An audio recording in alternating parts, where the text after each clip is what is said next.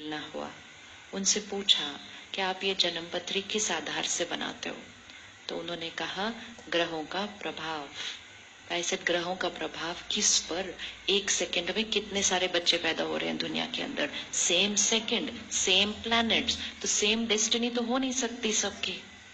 हो सकता है दो बच्चों की डेस्टिनी बिल्कुल बिल्कुल डिफरेंट हो, लेकिन वो पैदा सेम क्षण हुए थे। तो फिर उन्होंने कहा ग्रहों का असर उसके संस्कारों पर। तो दो आत्माएं सेम सेकंड पे पैदा हुई, लेकिन दोनों के संस्कार बिल्कुल डिफरेंट। फिर उनसे सबसे इंपॉर्टेंट क्वेश्चन कि ये जो संस्कार मैं लेकर आई, जिसके आधार पर आपने वो जन्म पत्री फर्स्ट डे पे बनाई, तो वो तो किस आधार पर बनी? जो संस्कार में आत्मा लेकर आई। आज 40 साल हो गए, 50 साल हो गए, 60 साल हो गए, कितने सारे संस्कार चेंज हो गए होंगे, कुछ अच्छे बन गए होंगे, कुछ गलत बन गए होंगे, तो फिर वो जन्म पत्री राइट कैसे प्रूव होने वाली है? तो उन्होंने कहा मेजॉरिटी लोग हमारे पास सिर्फ इसलिए आते हैं पूछने के लिए कि मेरे बच्चे की शादी कब होगी, मेरा बिजनेस कैसा चलेगा। कहते कोई हमारे पास संस्कारों के बारे में बात करने नहीं आता है। मैं बोला अगर संस्कार चेंज हुए तो उन्होंने कहा मेजॉरिटी लोग अपने संस्कारों पर कोई मेहनत नहीं करते हैं, तो वो जो संस्कार लेकर आए थे उन्हीं के साथ वो चल रहे हैं।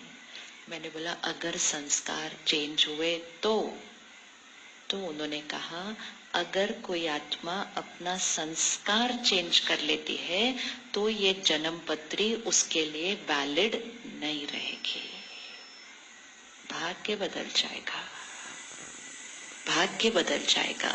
अगर मेरे अंदर गुस्से का संस्कार है तो मेरी जन्म पत्री में वो जो विघन लिखा होगा वो किस आधार से लिखा होगा?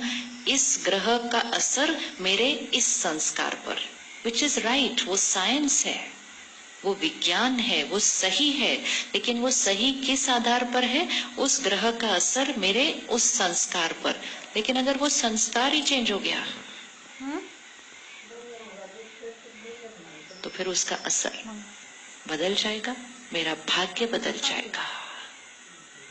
तो बड़ा देखना है, छोटे छोटे बेनिफिट नहीं है, सिर्फ मेरी खुशी, मेरी सेहत, मेरे रिश्ते, मेरा भाग्य, मेरी सृष्टि, मेरा अगला जन्म का भी भाग्य एक संस्कार से। और कहा हम सारा दिन छोटी छोटी छोटी चीजों में कर करके अपने इस संस्कारों को क्या करते जा रहे हैं? कड़क।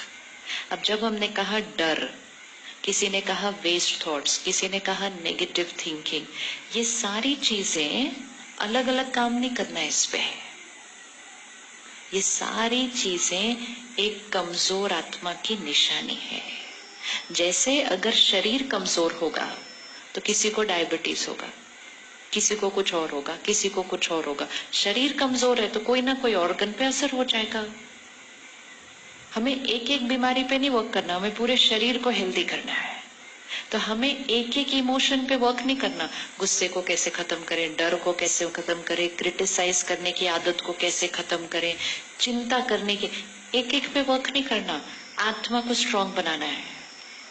आत्मा को स्ट्रांग बना लिया, सारी बीमारियां अपने आप खत्म हो जाएंगी। पहले जब हम लोगों से मिलते थे तो हम कहते थे अगर आप मेडिटेशन करना चाहो तो आप आना सेंटर पे। मेडिटेशन वाज अ चॉइस, एक ऑप्शन है जो हम अपने जीवन में यूज कर सकते हैं। लेकिन अब जो समय चल रहा है इसमें मेडिटेशन एक ऑप्शन नहीं हो सकती।